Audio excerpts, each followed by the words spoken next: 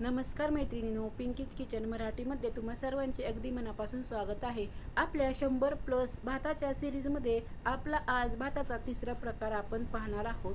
याचप्रमाणे आपण साध्या भाताच्या प्रकारापासून सुरुवात करून विविध भागातील वेगवेगळ्या प्रकारचे 100+ भाताचे प्रकार आपण पाहणार आहोत. चला तर भाताला फोडणी देऊन घेऊयात. त्यासाठी कढईमध्ये 1 पळी तेल घातलेले आहे.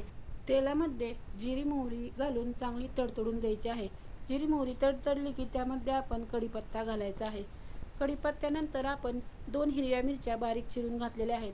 त्या चांगल्या परतून घेतल्या की त्यामध्ये आपण कांदा घालणार आहोत. 1 मोठा कांदा बारीक चिरून फोडणीत घालणार आहोत.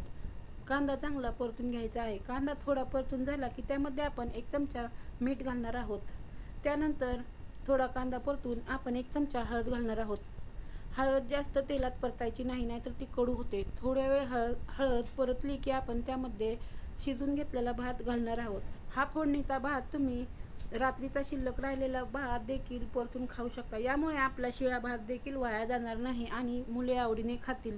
किंवा जर तुम्हाला मुलांच्या टिफिनला द्यायचा असेल तर ताजा भात बनवून देखील या प्रकारे पिवळा भात बनवून देऊ शकता. भात चांगला परतून झाला की यामध्ये आपण बारीक चिरलेली कोथिंबीर घालणार आहोत आणि आपला भात तयार आहे. हा भात चवीला खूप छान लागतो आणि लहान मुलांचा तर फेवरेट असतो.